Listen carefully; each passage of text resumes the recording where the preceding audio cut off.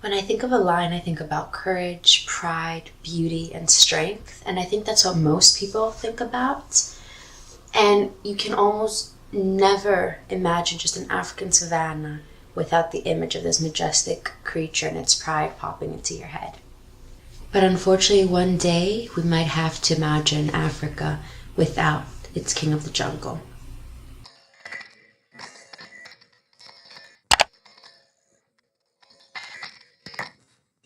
African lions have lost over 80% of their historic range, and their population has decreased by 50% from 1980 to 2002 alone, with only about 4,000 wild lions left.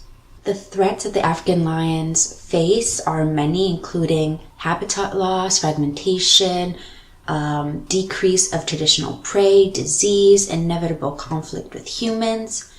However, would you believe that the number one threat to African lions is canned lion hunting? Many naive volunteers and visitors that want to go to Africa and help the wildlife pay to go to rehabilitation centers and take care with and even play with little lions. I myself had gone to South Africa to volunteer, and before I decided on what program I wanted to, I had looked at multiple rehabilitation centers because I was also very intrigued by the idea of working with the majestic lion, being able to have contact with it, and then care for it until it's strong enough to be rehabilitated. The only problem is that when I was researching about these rehabilitation centers, I couldn't find any information about their lions after they were rehabilitated. I tried to look for information and even emailed some places about, any follow-ups on the lions that you've reestablished in the wild, and I couldn't find any information and I didn't get any responses. So that really got me thinking. In reality, these lions never go back into the wild, but volunteers and visitors are kept in the darkness under the illusion that they're helping, when in reality they're feeding the problem. So what is canned lion hunting? It's usually made up of 4 phases: breeding, cub petting, lion walking, and the hunt. So number 1 is selective breeding. So they selectively breed them to reproduce the most impressive and beautiful trophy, and which in itself is a problem, right? Because they affect the genetic diversity, and as a result, they create problems so that the lion can never actually be rehabilitated. And furthermore, as if that's not enough, in order to create a diverse gene pool, many people actually smuggle and sell to these farms wild lions so that they can get the desired results. So from the beginning, this whole thing is a scam. Number 2, cub petting. Baby lions are taken from their mothers at a really, really young age. And they're hand-reared so that they can be accustomed to being around humans, right? And also, according to the International Animal Rescue Foundation, by doing this, by taking the babies from such a young age from their mom, the mothers are ready to breed again much quicker than if they had left them for the full duration.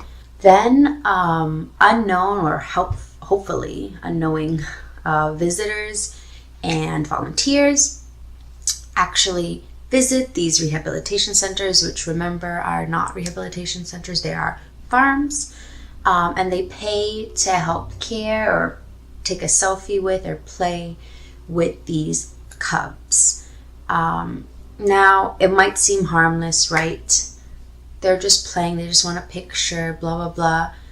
But by doing this, they're supporting a horrific industry, an industry that even other hunting associations consider to be unethical and wrong. Let that sink in. So, lion walking. When they're too old to be cuddled, visitors can then take a picture with the lions. By this time, the lion will have been taken away from its usual surrounding of being cared for, properly fed, blah, blah, blah. And we have put in a cage just a bunch of other lions and kind of neglected. Also, it would often be beaten and drugged into submission so that it could perform the way they wanted it to. Again, proving that such animals could not be rehabilitated at the end of this. Number 4, the chute. When lions are no longer suitable for walking and reach the trophy age, which is usually between 4 and 7 years old, they are sold as a trophy. Keep in mind, it's not just lions. Lions are the number 1 for canned hunting, but it can also be tigers, even though they're not indigenous species to Africa, leopards, cheetahs, and other big cats as well. So this barbaric practice guarantees a kill, since firstly the lion has nowhere to hide and go, since it's basically in a small enclosure. 2, it's often baited with food, and if not, it might be drugged. Great stuff. And as if that's not enough, as I mentioned, it's been hand raised by people. It's been trained to walk with them, play with them. So when it sees another human, its first response isn't to run or to defend itself. So what are the solutions?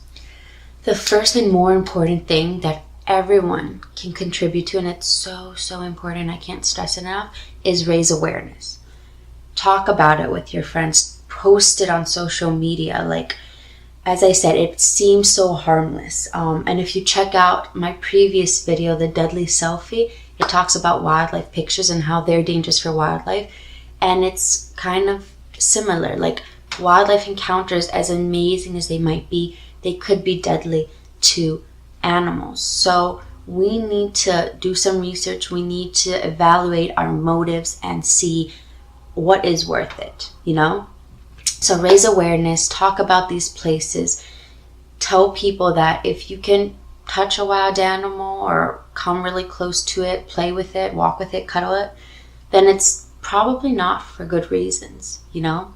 A real rehabilitation center will not allow you to have contact with it or even go that close, because they want wild animals to be able to rehabilitate. And so raising awareness, talking to your friends, family, posting on social media is crucial.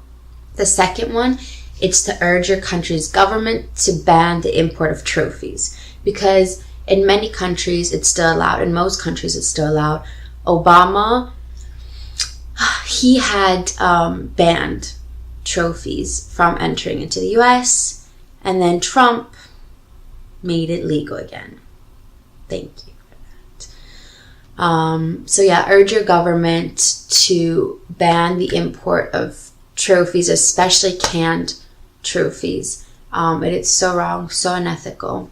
And the third thing you can do is urge CITES to refuse to issue and tag any trophies.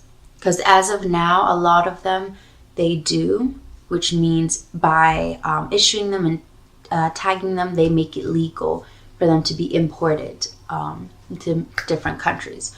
So yeah, those are 3 basic things that you could do, especially the first one, raising awareness, especially with social media now. Everyone can do it really easily, and it's, as I said, I think the most important. So yeah, that's what I had to say for today on canned lion hunting. There's so much more information out there. You should definitely see the documentary Blood Lions, which is all about that. It's heartbreaking, but it gives you detailed accounts about everything that happens behind the scenes and everything. So definitely watch that. You can also go online and sign up for the Global March of Lions. I was a part of it a few years back, and I gave a speech in New York about canned lion hunting. So you can check their website out as well for more information. And just now, canned lion hunting has been exposed, so a lot of organizations are talking about it and trying to do something. So if it's something you're passionate about and want to put an end to it, definitely do some research, sign up with some of these organizations, and see how you can help. Thank you for watching, guys. See you next time.